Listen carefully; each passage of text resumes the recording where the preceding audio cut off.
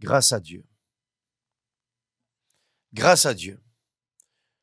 Que Dieu vous bénisse, mes amis. Que tous soient bénis. Et Dieu est si bon, si magnifique, si glorieux, que il nous donne gratuitement la foi qui communique avec lui, la foi qui est le pont entre vous et Dieu.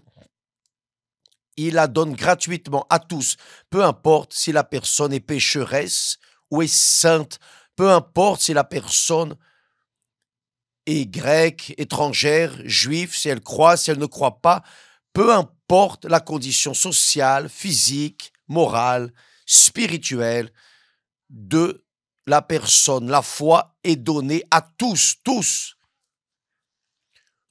ceux sans distinction.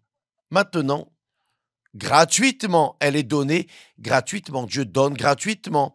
Il nous donne son pouvoir pour obtenir nos rêves et objectifs. Sauf que, et c'est ce qui est important, c'est ce dont je veux parler. Hier, nous disions que pour recevoir, pour avoir la foi pour recevoir, vous devez avoir la foi pour donner. Il y a des personnes qui ne comprennent pas. Nous parlons et elles amènent du côté négatif. Mais c'est normal parce que il y a beaucoup de personnes qui sont réellement malicieuses. Elles ne reçoivent pas les bénédictions de Dieu et elles veulent neutraliser ou essayer de détruire la foi des autres personnes. Mais ce n'est pas grave. Nous sommes là pour donner à qui veut, qui croit. Et j'aimerais que vous sachiez, faites attention, beaucoup de personnes, peut-être vous, vous êtes peut-être l'une de ces personnes. Certainement, il y a des personnes ici qui sont ainsi. Beaucoup de personnes ont reçu la foi de Dieu pour conquérir certaines bénédictions, pour conquérir des bénédictions ponctuelles, guérison divine, délivrance, laissez le vice, l'époux est revenu à la maison, l'épouse est revenue à la maison, l'enfant s'est converti, des bénédictions économiques, la personne était dans la misère, maintenant elle a son affaire qui prospère, des bénédictions ponctuelles. Sauf que ces personnes, pour une bénédiction, aussi petite soit-elle, qu'elles aient reçue de Dieu, pensent ainsi. Bon, grâce à Dieu. Donc, elles fixent dans leur tête le suivant. Bon, maintenant, je vais conquérir plus et plus et plus. Elles pensent que par le fait d'avoir eu la foi pour conquérir la bénédiction qu'elles ont conquise, elles vont toujours conquérir les bénédictions. Il suffit de vouloir. Ah, maintenant, je vais faire la différence. Je vais faire la différence parce que Dieu a fait ceci, Dieu a fait cela. Maintenant, je veux ceci et cela. C'est-à-dire, ce sont des personnes qui se trompent avec la foi conquérante. Elles ont la foi pour conquérir, sauf que là vient la grande question. Elles n'ont pas la foi pour donner. Elles n'ont pas eu la foi pour semer. Donc, comment vont-elles avoir la foi pour moissonner, pour cueillir? Ce n'est pas possible. Voyez, mes amis, voyez comme Dieu est magnifiquement glorieux, bon et juste. Parfaitement juste. Il y a des personnes qui sont amères et qui sont même en colère contre Dieu car elles n'ont pas conquis tout ce qu'elles voulaient. Elles ont conquis des petites choses, les premières petites bénédictions, mais elles n'ont pas conquis le plus important, disons ainsi. Donc, elle reste frustrée. Ah, j'étais fidèle, je donnais la dîme, je donnais les offrandes, j'étais ouvrier, pasteur, j'étais ceci, cela. Sauf que elles n'étaient pas de Dieu. Elles étaient tout sauf de Dieu, car elles n'ont pas eu la foi pour livrer leur vie, pour donner leur vie. Si vous voulez des bénédictions de Dieu, vous pouvez être le plus grand sorcier de la terre. Si vous croyez dans sa promesse, il va vous donner ce en quoi vous avez cru. Il va vous guérir, il va vous délivrer, il va faire le bénéfice qu'il a pour vous. Sauf que si vous ne lui donnez pas votre vie, vous resterez juste, vous resterez limité à la petite bénédiction que vous avez reçue, car la foi n'est pas pour conquérir nos rêves terrestres. La foi est pour conquérir le royaume des cieux, le royaume de Dieu, le royaume des cieux. Et parfois, la personne conquiert une petite chose du royaume de ce monde et elle pense qu'elle va déjà bien, bon, maintenant quand j'aurai besoin de la foi, mais non, ce n'est pas comme ça. La foi est le pouvoir de Dieu en nous. La plus grande bénédiction de la foi, c'est que lorsque nous manifestons la foi en Dieu, en accord avec sa volonté, alors il nous rend justes devant lui. Il pardonne nos péchés. Il nettoie notre passé. Il nous donne la paix. La paix ne vient qu'avec le pardon. Ayant le pardon divin, il y a la paix. Alors, la foi, mes amis, ce n'est pas seulement pour recevoir. Elle doit être spécialement offerte. Il faut donner. Voyez ce que le Seigneur Jésus a fait. Faites attention. Le Seigneur Jésus, le texte sacré dit, voyez, ça fait la différence. Le simple fait de lire, je reste heureux. Dans le texte de Marc, évangile de Marc, chapitre 8, verset 34, il est dit, puis, ayant appelé la foule, le Seigneur Jésus, ayant appelé la foule avec ses disciples, il leur dit, si quelqu'un veut venir après moi, si quelqu'un veut me suivre, si quelqu'un veut s'attacher à moi, si quelqu'un veut s'appuyer sur moi, si quelqu'un veut venir après moi, si quelqu'un veut me suivre, qu'il renonce à lui-même, qu'il se charge de sa croix et qu'il me suive. Faites attention, le Seigneur Jésus parlait à la foule, y compris à ses disciples. Si quelqu'un veut venir après moi, qu'il renonce à lui-même. C'est-à-dire, si vous voulez suivre le Seigneur Jésus, vous devez avoir la foi pour d'abord renoncer à vous-même. Vous devez avoir la foi pour vous neutraliser. Vous renoncez vous-même, renoncez à vos désirs, à vos convoitises, vos rêves, vos projets personnels. Vous devez renier vous-même. J'ai dû renoncer à moi-même. Je peux vous parler, j'ai dû renoncer à moi-même. D'ailleurs, j'ai renoncé avec beaucoup de plaisir, satisfaction, allégresse, car je voulais non seulement ce qu'il m'avait donné, qui est le salut, mais je voulais la passer à d'autres personnes, communiquer à d'autres personnes. Donc, j'ai dû renoncer à mes rêves et projets personnels pour embrasser les rêves et les projets que Dieu avait pour moi, qu'il a pour tous ceux qui veulent se livrer, qui veulent faire sa volonté. Donc, le Seigneur Jésus a dit, ayant appelé la foule avec ses disciples, il leur dit, si quelqu'un veut venir après moi, si quelqu'un veut me suivre, il doit renoncer à lui-même, renoncer à vous-même, c'est vous neutraliser. C'est neutraliser votre jeu, votre volonté. Et que se passe-t-il? Beaucoup de personnes ont la foi pour recevoir la bénédiction, mais n'ont pas la foi de renoncer à eux-mêmes, n'ont pas la foi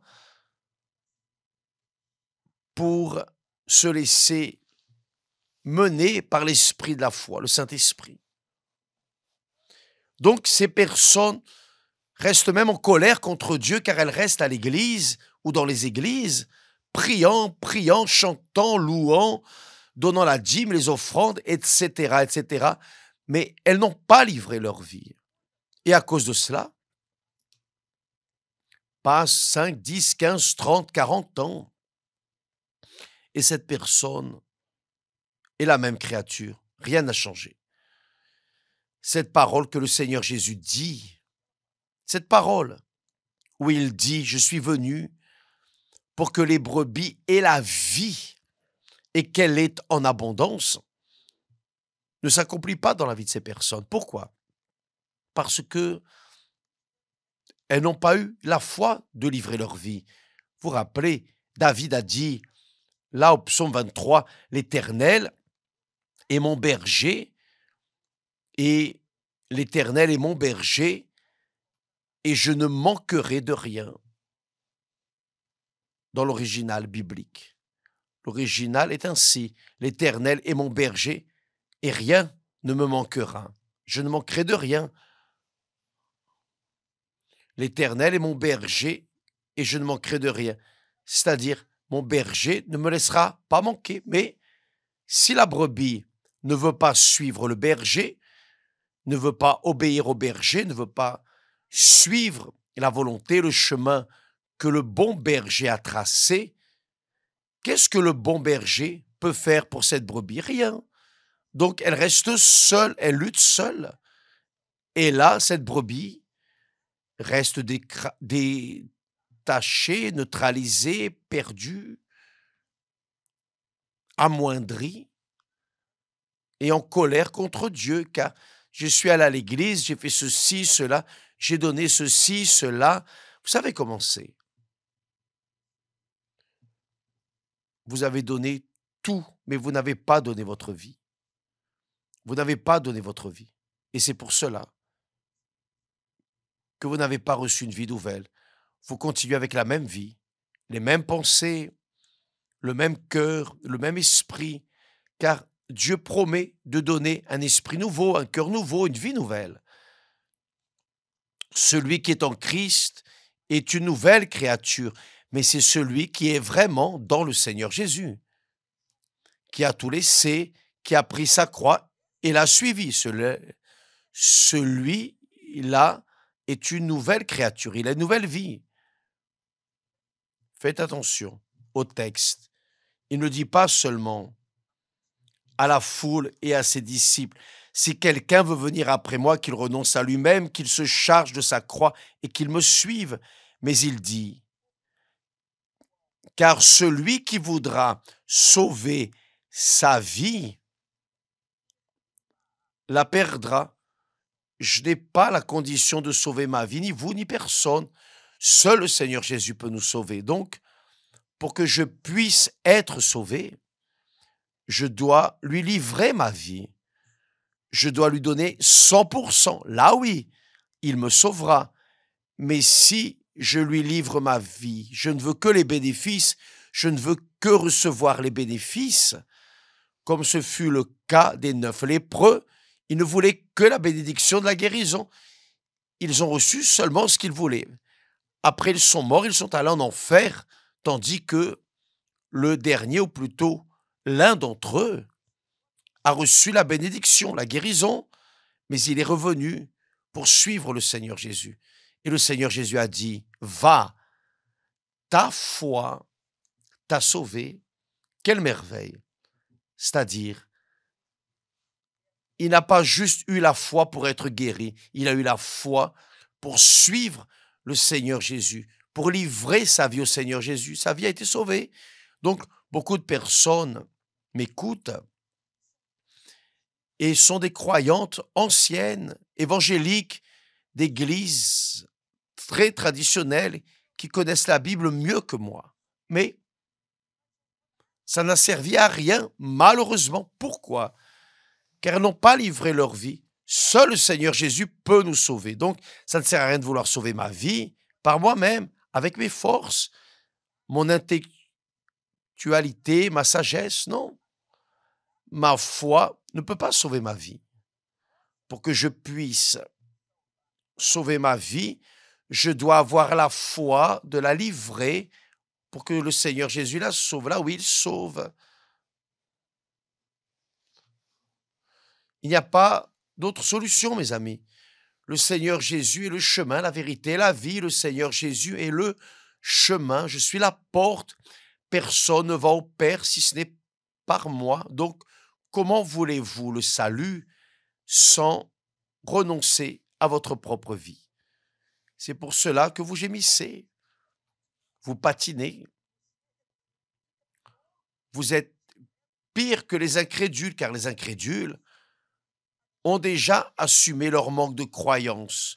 Mais il y a plus de chances pour les incrédules d'être sauvés que pour vous qui vivez dans ce mi-figue, mi-raisin.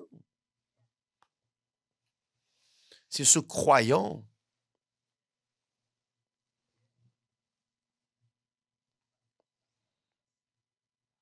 qui va être vomi, sur le point d'être vomi. Celui qui est tiède.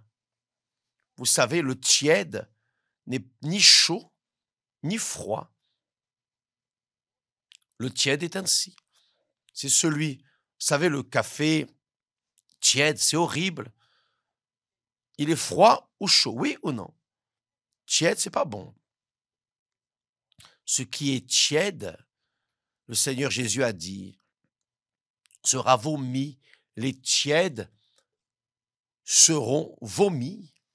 C'est écrit. Pourquoi? Parce que le tiède, c'est celui qui a la foi pour recevoir des bénédictions ponctuelles, mais n'a pas eu la foi pour donner sa vie. Une campagne de foi, tout ou rien, une campagne de foi pour mettre Dieu à l'épreuve, le tiède n'accepte pas, car il a peur de perdre sa vie. Et le Seigneur Jésus a dit, celui qui voudra sauver sa vie, la perdra, doit la perdre, il va la perdre. Mais celui qui perdra sa vie à cause de moi et de la bonne nouvelle, pas seulement à cause de moi, mais de la bonne nouvelle, la sauvera. Avez-vous compris, mes amis? Je ne suis pas là pour critiquer la foi de qui que ce soit. Chacun a sa propre foi et je respecte, tout comme ma foi est respectée, je dois aussi respecter la foi de chacun. Donc il y a beaucoup de personnes qui écrivent, envoient des messages, évêque, telle chose est arrivée, telle chose est arrivée, des réclamations, des plaintes, des lamentations. Qu'est-ce que je fais? Pourquoi ça n'arrive pas? J'ai déjà fait ceci, cela. J'ai fait le jeûne de Daniel. Je suis resté en jeûne.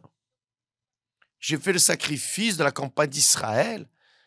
Et c'est pas arrivé. Vous avez fait le physique, le matériel. Et ça, c'est pas difficile. Mais vous n'avez pas fait le plus important, qui est le spirituel. Le spirituel est ce qui vaut. C'est votre vie entière. Me voici, Seigneur. Fais ce que tu veux de ma vie. Tant qu'il n'y a pas cette disposition fervente, la personne peut recevoir des bénédictions ponctuelles. Parfois, elle reçoit des bénédictions par la foi du pasteur. Ce n'est pas par sa foi. Elle a cru dans la parole du pasteur, elle a reçu la bénédiction. Mais elle n'a pas eu la foi de livrer sa vie. Le Seigneur Jésus, parlant à la foule, voyez, la foule. Le Seigneur Jésus a appelé la foule. Le Seigneur Jésus a appelé la foule. Vous pouvez imaginer la foule. En plus de la foule, ses disciples également. Et parmi ses disciples, il y avait Judas Iscario. Judas Iscario. Il a eu la foi de suivre le Seigneur Jésus pendant un temps, 2 temps, mais pas tout le temps. Car au milieu du chemin, il s'est corrompu. Il s'est laissé entraîner à cause de la corruption. Le Seigneur Jésus a alors appelé la foule avec ses disciples et il leur dit, si quelqu'un veut venir après moi, si quelqu'un a la foi de me suivre, qu'il renonce à lui-même. Vous devez avoir la foi pour vous renier vous-même. Cela veut dire avoir la foi pour donner, pour croire, accepter, suivre. C'est le mariage. Je vais parler de nous. Quand Esther et moi, nous sommes mariés, nous avons eu la foi l'un dans l'autre. Et à cause de cela, nous avons livré notre vie l'un pour l'autre. Même si nous n'avions pas de conditions matérielles pour nous marier, mais nous sommes allés dans la foi, nous avons pris une attitude, c'est tout ou rien, ça passe ou ça casse. Tu es de Dieu, je suis de Dieu, Dieu est avec nous. Et il va devoir pourvoir à nos besoins. On est passé par une situation difficile, on a été éprouvé, mais on a éprouvé la parole de Dieu. La parole de Dieu nous a éprouvés aussi. Et Dieu, dans son infinie miséricorde et compassion, et tolérance, patience envers nous, a correspondu à nos perspectives. Donc, mes amis, faites très attention à cela. Le Seigneur Jésus a appelé la foule avec ses disciples, y compris Judas Iscario, et a dit, si quelqu'un veut venir après moi, qu'il renonce à lui-même. Il faut avoir la foi de neutraliser soi-même, se neutraliser, se charger de sa croix et le suivre. Car celui qui voudra sauver sa vie la perdra. Pourquoi? Car personne ne peut gagner sa vie. Personne. C'est impossible. Seul le Seigneur Jésus peut nous pardonner. Lui seul peut nous sauver. Personne d'autre. Ni ange, archange, chérubin, ni religion, ni pasteur, rien de tout cela. Ni temps d'église, rien de tout cela. Seul le Seigneur Jésus pour nous sauver. Donc, vous devez lui livrer votre vie et alors il peut vous pardonner, vous sauver. C'est arrivé avec moi. Mais celui qui perdra sa vie, car lorsque vous livrez votre vie au Seigneur Jésus, vous perdez. Nous perdons. Nous cessons de répondre aux caprices de notre cœur, nos volontés, nos rêves personnels, et nous livrons le paquet entier entre les mains de Dieu, du Seigneur Jésus. Nous perdons notre vie pour lui. Ma vie était mienne, mais le jour où je l'ai livrée au Seigneur Jésus, j'ai perdu ma vie. Alors, qui perdra sa vie à cause de moi et de la bonne nouvelle, la sauvera. Que Dieu vous bénisse, mes amis. Je crois que le Saint-Esprit a ouvert votre compréhension. Pourquoi vous êtes cette personne qui a cru dans la parole de Dieu. Vous vous dites évangélique, croyant, vous vous dites frère, sœur, etc. Mais votre vie ne correspond pas à ce que vous dites croire, ne correspond pas à votre foi. Votre vie ne vaut rien. vous êtes une personne fracassée spirituellement parlant. Et je crois qu'il y a des personnes qui ont leur vie dévastée par l'enfer, car elles vivent une vie un peu ici, un peu là, mi-figue, mi-raisin.